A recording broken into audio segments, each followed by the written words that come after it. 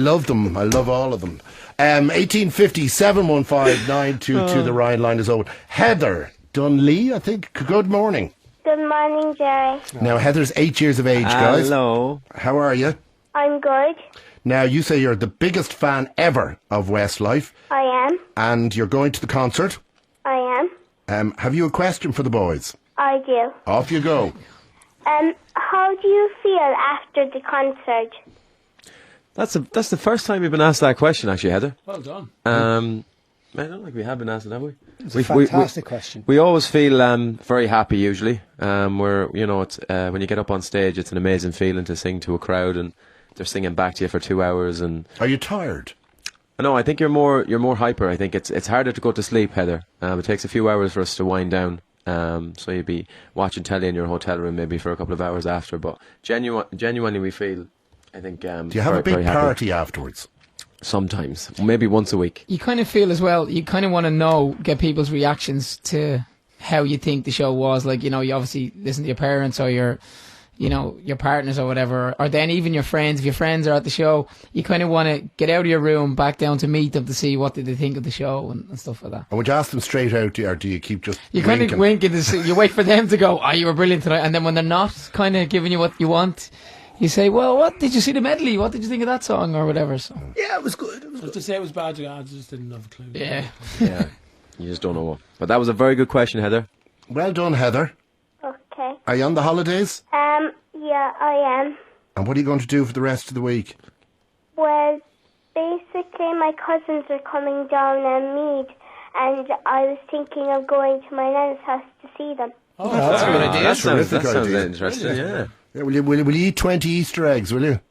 Oh, no, I'm just going to eat maybe one. That's very well. What That's kind so of Easter egg are you cute. going to get? Yeah. I don't know yet. the Easter Bunny hasn't brought it yet, man. It's a surprise. Oh, okay, right. Do you like those gold lint bunny Easter eggs? Do you like those ones? I do. Oh, well, we might have one of those in the drawer upstairs for you. Oh, nice. Oh, yeah. Thank you. Okay, take care. See Bye-bye. you, Heather. Bye-bye. Happy Easter, Heather. The show. Bye-bye. Wouldn't you be really proud to have a young one like my that? I was just going to say that. Cutest Very ever. well. We eat 20 Easter eggs. No, I'm just probably going to have Have one. one. Very Jeez, if you ask my lads, they go, yeah, we've already eaten 20 of them. It's not even Easter. Ian, good morning. Jerry, how's it going? How are you, lads? Welcome. How are you? How's it going, Ian? Thanks a million. Listen, I was just wondering, lads, I'm sure you're very familiar with the fact that a lot of your singles and your albums are top 5, maybe number 1, 2 in the charts. I was just wondering, is there a lot of pressure when you rewrite your next track or your next album? Yeah. To trying to keep up, maintain that number 1 or 2 position, or is it kind of hard every time? No, for sure, it's the most difficult part. I think the most difficult part is picking the songs to kind of, because you're under the pressure of it's got to be good enough to possibly get a number 1 or 2, 3, 4 or 5 or whatever. Yeah. But and it's becoming more difficult as well because things are changing an awful lot. People can they download it differently. So it's becoming harder and harder and harder as the years have gone on.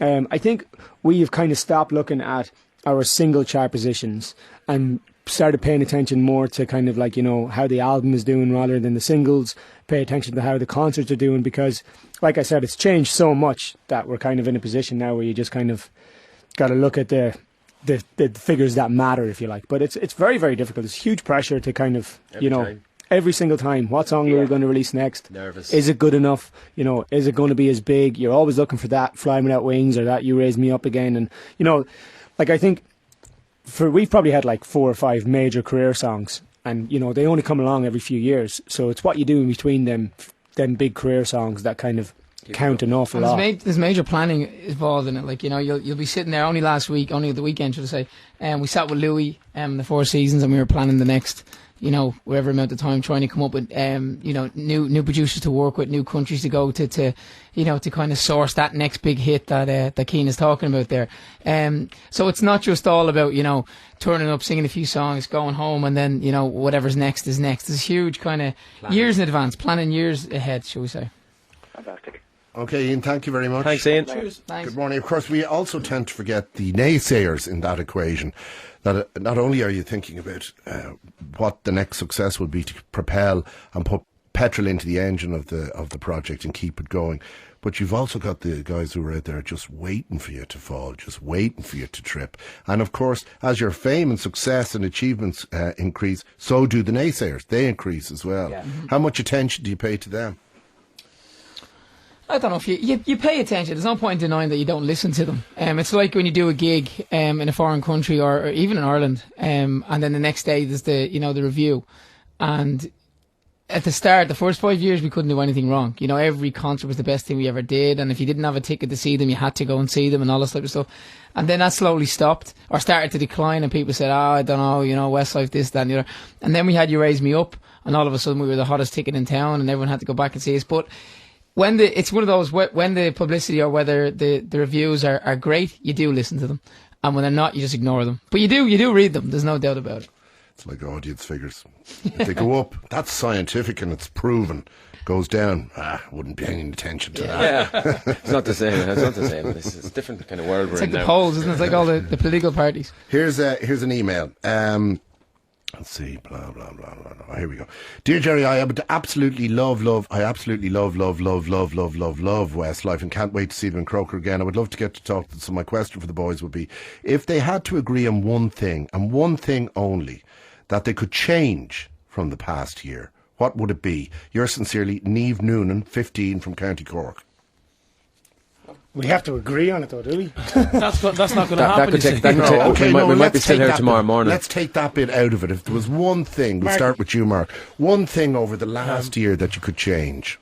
Well, I mean, on a personal level, there's obviously sort of really bad stuff that's happened in Keane and Nicky's lives. But if you're talking about a musical sort of Westlife, say, career, or anything, anything actually. It's very. I don't know. I mean. We've kind of done everything we've kind of wanted to do, haven't we? Yeah, I think it's you can always look back and say, if we'd done this differently or done that differently, but that's kind of the kind of curves of life. You know what I mean? I wouldn't have eaten so much this Christmas. That's what I mean. I wouldn't have let myself go like I did. I'm with you on that. There's a good answer. There you go. Yeah, it's I'm constantly asked that, I have to say, and there's a selection of answers that I could give.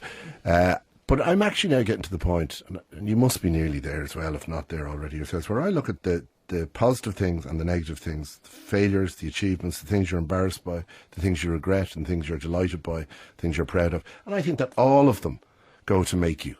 That's my point. Yeah. It's like life is the way it is, and things will happen that you're not going to be happy with, but try and focus more on the positive things in life. And, everybody's going to have something negative in their life, whatever it may be at some stage.